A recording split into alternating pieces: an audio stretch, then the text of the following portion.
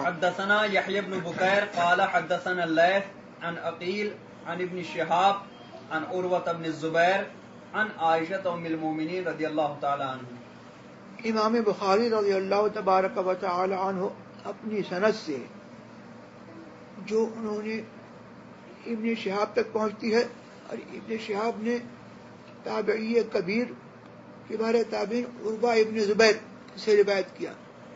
وہ روایت کرتے ہیں حضرت عائشہ سے، فرماتی ہیں حضرت عائشہ رضی اللہ تبارک و تعالی عنہا کہ طرق وحی میں جو وحی کے طریقے جو پہلے ذکر ہو چکے، ان میں سب سے پہلی جو وحی کے ذرائع میں سب سے پہلا ذریعہ یہ تھا جس پر وحی کی ابتدا ہوئی، جو حضور سرور عالم صلی اللہ تبارک و تعالی علیہ وسلم کو سچے خواب نظر آئے، اور سچے خوابوں کے ذریعے سے وحی کا سلسلہ شروع ہوا۔ یہ مقدمات وحی سے ہے، اور یہ حضور سرور عالم صلی اللہ علیہ وسلم کو کچھ خواب اس قسم کے سچے دکھائے گئے جو غار حرا میں ان کے اوپر وحی آنے والی تھی۔ یہ خواب اس کے متعلق تھے، اور یہ مقدمات وحی سے تھے۔ کہتی ہیں کہ حضور کوئی خواب نہیں دیکھتے تھے، مگر اس کی تعبیر ایسے آتی تھی جس طرح سے سرے کی پو نمودار ہوتی ہے، کھٹتی ہے۔ اس طور پر جو ہے حضور کے خوابوں کی تعبیر جو ہے سچی ہے، تعبیر اس کی آ جاتی تھی۔ اور یہ پہلا سلسلہ جو ہے شروع میں آپ کو رؤیا صادقہ جو ہے کے ذریعے سے آپ کے اوپر وحی کا سلسلہ شروع ہوا۔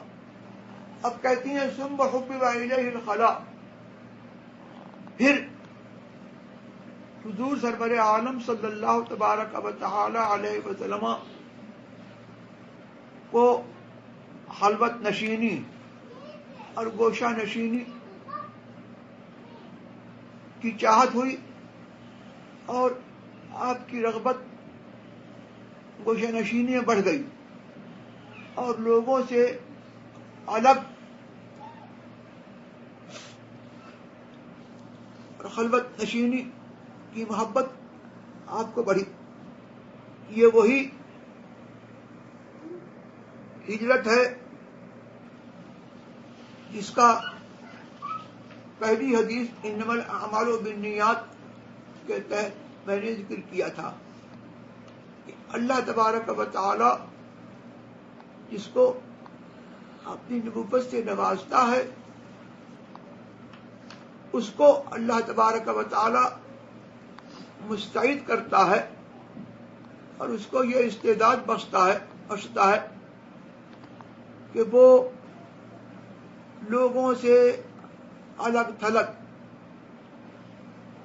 کسی گوشے میں وہ تفکر میں مشغول ہوتا ہے۔ اور یہ دلیل ہے اس بات کی کہ انبیاء کرام رضوان علیہ الصلوۃ والسلام کو اللہ تبارک و تعالی انسانوں میں سب سے اعلیٰ مرتبے پر فائز کرتا ہے، اور نبوت کو دینے سے پہلے اللہ تبارک و تعالی ان کو اپنی معرفت سے نوازتا ہے۔ تو ہر نبی جو ہے وہ اللہ تبارک و تعالی کا عرفان رکھتا ہے، اور اس کی معرفت جو ہے وہ اس کو اللہ کی طرف اس کا شوق، اس کی رغبت بڑھاتی ہے، یہاں تک کہ اس کا سب کچھ وہ اللہ کے لیے خالص ہو جاتا ہے.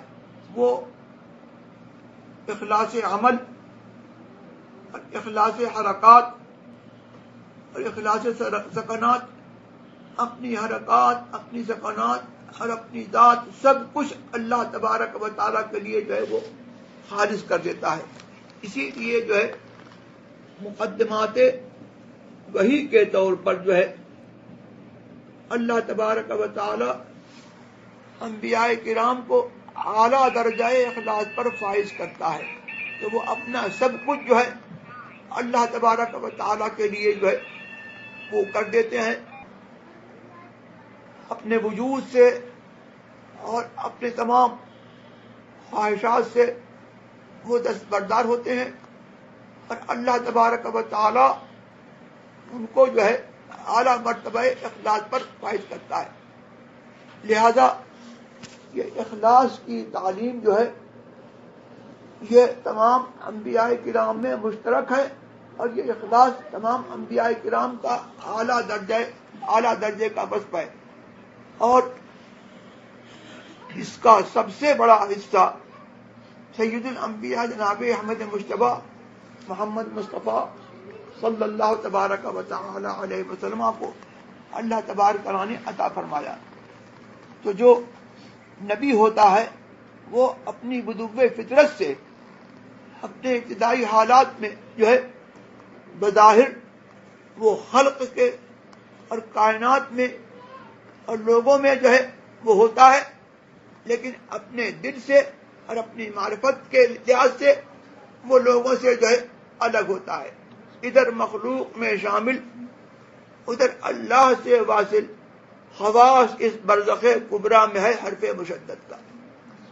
تو یہاں پر یہ جو ہے ہجرت حقیقی یہ ہے کہ آدمی اللہ تبارک و تعالیٰ کے لیے جو ہے سب کچھ اللہ کے لیے چھوڑ دے. حضور نے ہمارے لیے یہ ہجرت بتائی کہ اللہ تبارک و تعالیٰ نے جن چیزوں سے منع فرمایا، مہاجر وہ ہے کہ جو وہ چھوڑ دے جن سے اللہ نے منع فرمایا. اور نبی کا مرتبہ یہ ہے کہ ما سوی اللہ کے ممانعات کا منتظر نہ رہے، بلکہ اللہ تبارک و تعالی کی طرف سے جو اس کو معرفت حاصل ہوئی ہے اس معرفت کا اس پر یہ اثر ہو کہ اللہ تبارک و تعالی کے لیے جو ہے وہ سب کچھ چھوڑ دے، سارے عالم کو، ساری دنیا کو اللہ کے لیے چھوڑ دے، اور اللہ کے حکم کا منتظر نہ ہو کہ اللہ تبارک تعالیٰ اس کو حکم دے کہ یہ چھوڑو اور یہ پکڑو. وہ سب کچھ اللہ کے لیے جو ہے چھوڑ دیتا ہے. یہ انبیاء کا اور اس سربر انبیاء کا جو ہے یہ منصب ہے. تو یہ جو ہے جو مقدمات وحی کے طور پر ہجرت کے سلسلے میں جو میں نے بیان کیا تھا اس کی جو ہے تفسیر اور اس کی تائید جو ہے یہاں پر ہوئی کہ ثم حبب الیہ خلا کہ حضور سرور عالم صلی اللہ تبارک و تعالی علیہ کو پھر یہ رغبت ہوئی کہ انہوں نے جو ہے سب کو چھوڑا اور سب کو چھوڑ کر کے وہ